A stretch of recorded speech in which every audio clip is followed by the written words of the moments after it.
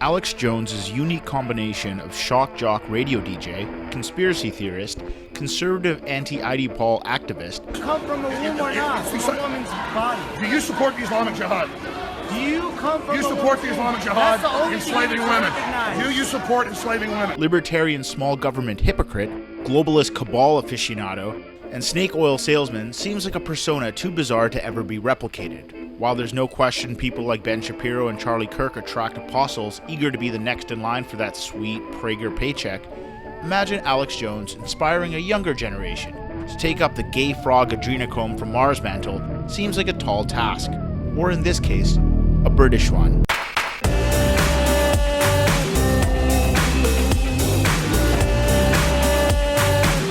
Meet Paul Joseph Watson, the 37-year-old energetic youth sector of the right-wing spin machine who has claimed conservatism is the new punk rock, and the eternal scribe, the right is getting better at comedy and it's making the left nervous.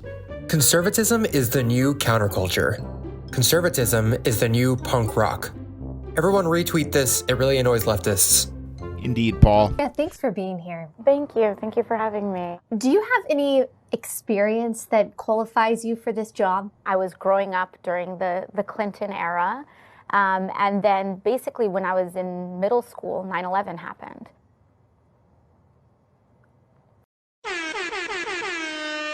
Tender age of 18, Prison Paul was captivated by the conspiracy theory 5-part miniseries, The Secret Rulers of the World. Jim, I think we're being followed.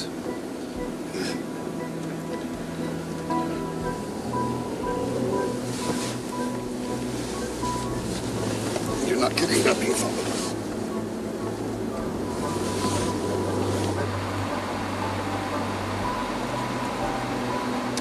I'm not sure that we're being followed after all. It could be innocent. The John Ronson Cinema Verite featured his eventual senpai Jones doing what Jones does best. Nonsense. And it's the entire nanotechnology revolution that I find to be most dynamic. I agree. Did you like that? Yeah, that's what we did last time. You plan to say, I agree. I don't know. It's just going to be natural when we do it. I don't think we should practice, conversations. I think we should just do it. What comes up, comes up. Don't you? Yeah.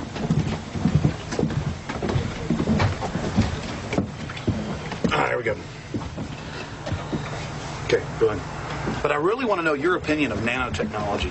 There he got his first taste for the secret New World Order controlling the world, and like a fly to feces, he was hooked.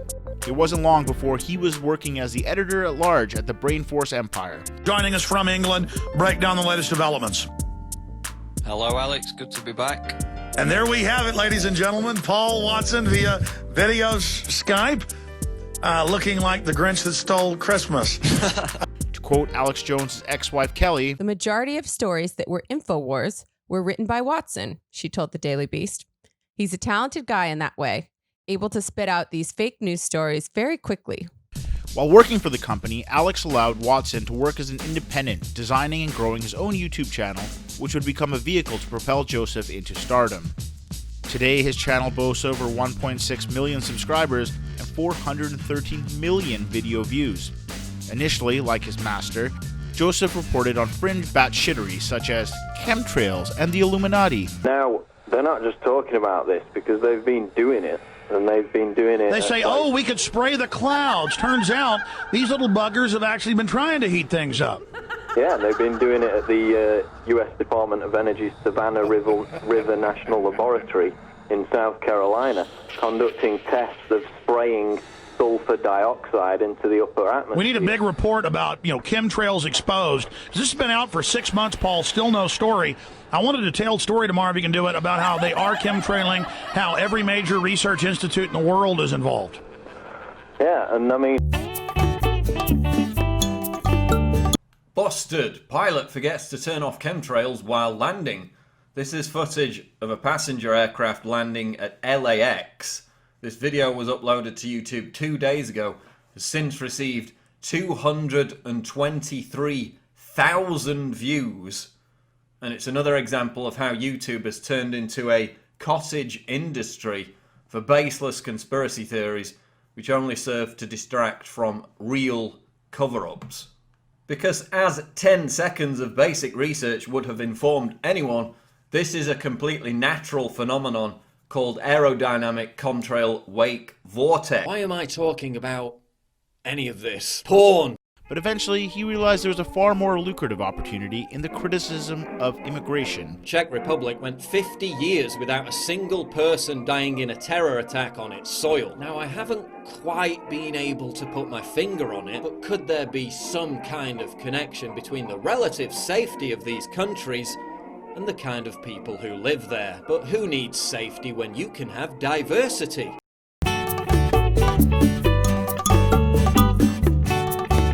Islam, and most importantly, feminism. They're not attracted to you because obesity and body odor isn't attractive. By August of 2017, the New York Times labeled him as a member of the new far right, stating that his videos are straightforward nativist polemics with a particular focus on Europe, and also noted his opposition to modernist architecture and modern art. His success was part of the right's takeover of the political wing of YouTube. Alongside other dregs like Milo Yiannopoulos, Carl Benjamin, and InfoWars themselves, the algorithm of YouTube was primed to reward a new breed of conservative maestros, and reward it did. This is why the terrorists hate us. By the time Ben Shapiro and Jordan Peterson exploded onto the scene, the groundwork had been laid by anti-feminist skeptics, the anti-IDPOL gamer, and the anti-cuck brigade. Imagine our shock. Much like his senpai, a lot of what Paul does can be laughed off as utterly absurd. Did you hear about this new sexual fetish? Couples repeatedly getting pregnant, then having multiple abortions. For example, his viral video Soy Boys, back in December of 2017, catapulted the conspiracy that consuming soy increases estrogen levels in men, feminizing them to horrific results. If only it were that easy. The sensational rebuttal video by H Bomber Guy, which pointed out that not only was his science imagining its own shock, but that the very pills he hawks for InfoWars contain soy as a filler, makes you wonder why he's taken seriously by anyone at all. Incidentally, InfoWars sells diet supplements containing soy on their website. Probably should have checked the label there, shouldn't you, Paul? I take brain force. Check out the link in the description, sperm fans! His bizarre and hilarious history of both claiming to be punk and posting constantly in the manner of a conservative grandfather makes him appear as nothing more than another grifting internet jester. To our utter displeasure, however, much like his Madras Alex Jones himself, keep going. Well, obviously, that's huge. That's huge if it turns out to be true. Yeah, hey, Paul, Paul, this is from high-level CIA, right here. Let's do it directly from, and this is from the hostage rescue team. You know I don't make sources up. Go ahead. Much of what Paul Joseph Watson does has real-world consequences that cannot be laughed off. In 2016, his propagation of the rumor that Hillary Clinton had serious health conditions, with absolutely no evidence, gained enough traction that it started becoming a national story. In 2017, as one of the early incarnations of his popular "This City is a Shithole" series, which looks to demonstrate how once great empires are stained with the blight of immigrants spraying feces on the walls, Paul hired far-left revered journalist Tim Pool to travel to Sweden in order to expose the crime-ridden migrant suburbs of Malmö. Paul Joseph Watson of InfoWars put out a call saying, "I challenge any journalists to spend a weekend in Malmö and I'll cover your costs." For years, on my Wikipedia page, it claimed that I invented a Zeppelin. Tim had already started a GoFundMe to do similar work in other no-go zones of both Sweden and other parts of Europe. The right-wing sites often use Malmö and Sweden as examples. It's really interesting that he puts the focus on Sweden because his would-be competitor in the presidential race, Bernie Sanders, talked a lot about Sweden and the social programs and the taxes. And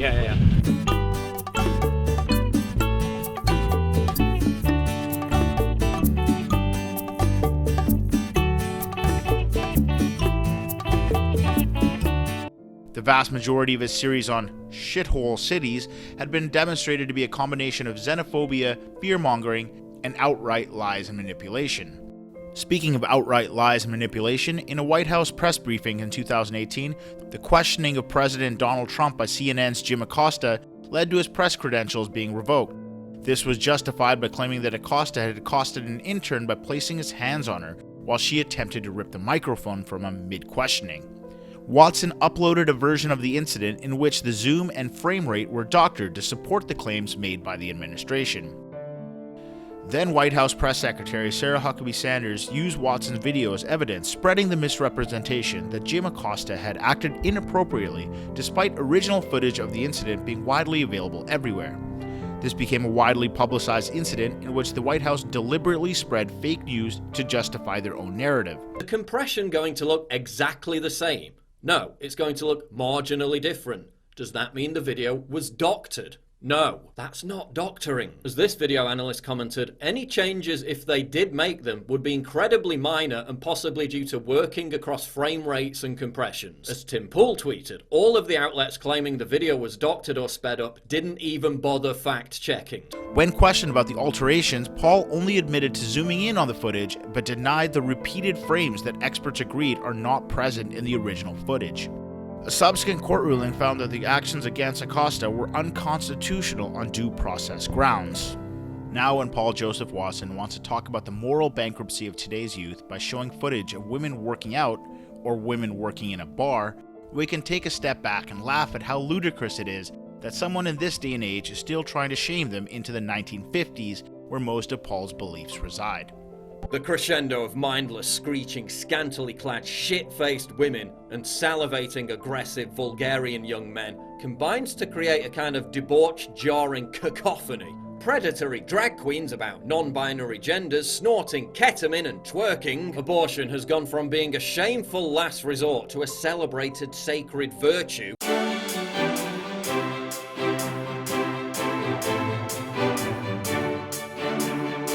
But every now and then, much like his other pseudo-journalistic accolades, Paul will publish a story that will actually get taken seriously. And that's where he's no longer a laughingstock, because in order to be one, everyone has to be laughing at him. But if people as powerful as the United States administration not only believe the gospel he preaches, but even worse, publishes it, then he's no longer just a middle-aged man yelling at clouds, he's no longer a living joke, he's a source. The number 30 bus was the only bus that was directed to a different area of the city. For what reason? Nobody knows. And if he's going to be a source, then where he gets his information becomes increasingly important. And beyond the reality that Prison Paul is only ironically funny, and even then, only seldomly, there's the added fact that he's also not very original, especially when it comes to his bigotry. You see, Paul Joseph Watson is also a plagiarist, and what he plagiarizes from is nothing short of alarming. As Jose points out in his fantastic documentary, Paul Joseph Watson Has a Nazi Problem, it seems that when Paul isn't using far-right French blogs as his sources, and by sources we mean Google translating the articles as original work, he's stealing a lot of his writing from Diversity Macht Frei, otherwise known in German as Diversity Power Free, a blog that pushes extreme anti-Semitic propaganda. This isn't just a case of plagiarism.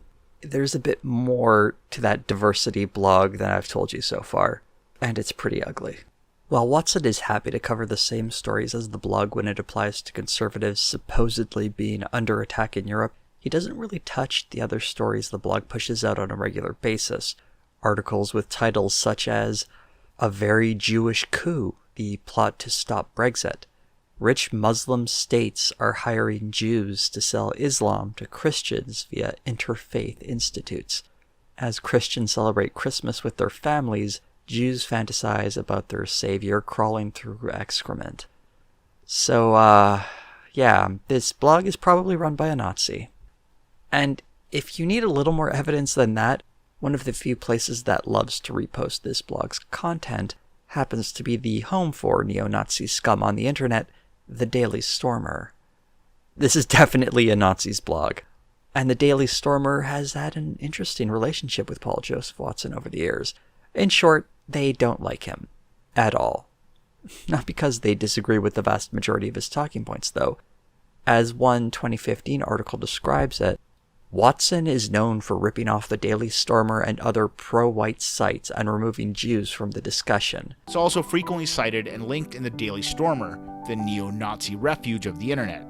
So again, this point shouldn't be lost on anyone or viewed to be an exaggeration. Paul Joseph Watson plagiarizes articles from a German far-right extremist blog, which is also a frequent source for a neo-Nazi website.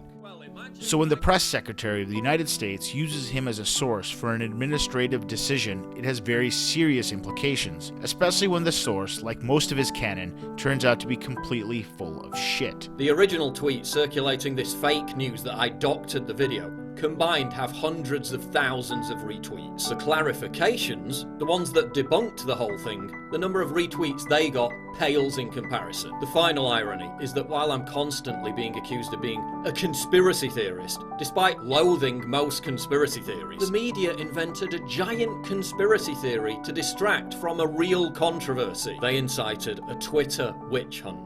He may not be as bombastic as Alex Jones. That's good. I love you guys. I want to wake you up. This is literally Soros brainwashing. It puts you into a cult. It makes you think, read the WikiLeaks, where they want to keep you alone and desperate and the state controlling you. It was yesterday. No. He may not be as hilarious as Alex Jones. He may not even be as entertaining. But unfortunately, the one thing it seems he's just as skilled at is being just as dangerous. Believe me, I'm no Mother Teresa. I've bathed in the worldly waters of the profane on many occasions.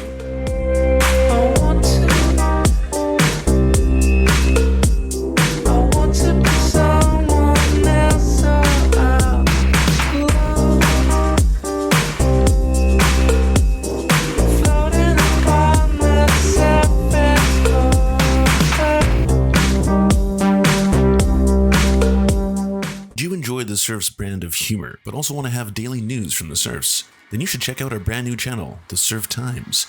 It's daily news, seasoned with delicious flavors. Come check it out today, link in description. Did you enjoy what you just watched and now crave more nectar of the damned? Did you know that if you're watching on YouTube, you're only getting half the Serfy experience? We upload all of our content commercial and censorship free to our Patreon. Due to the general demonetization of our videos, we now upload half of our original content directly to those who can help us produce this show. Want even more nectar than that? Well, come join us at twitch.tv/TheSerfsTV, where we do weekly live streams, debates, interviews, AMAs, and more. If you're an Amazon Prime member, you can help support our show 100% free by subscribing to our Twitch channel. So come join us, be merry, and know that your support is helping us do great things. Like pay rent and eat. Science, bitches! We would first and foremost like to thank our god, Nicholas Marx. We worship at your temple. We would like to thank our monarch, Elsie Hupp. Your generosity has made this entire thing possible. We would like to thank our lords, Ricky Pilgrim, I'm Raft, and Michaela Schmidt. You are the pillars of our organization. To our Knights of the Serf Table, Paul Parfit, Daniel Kahn, Fair Tahan, Clement Chutzkoff, Schizosaurus, Josh Mickelson, Dr. Zayas, Cooper Pilot, Andre Lynn Epperly, Dylan Bith, Terry, Todd Buckingham, Jed Lewis, Todd Lajeunesse.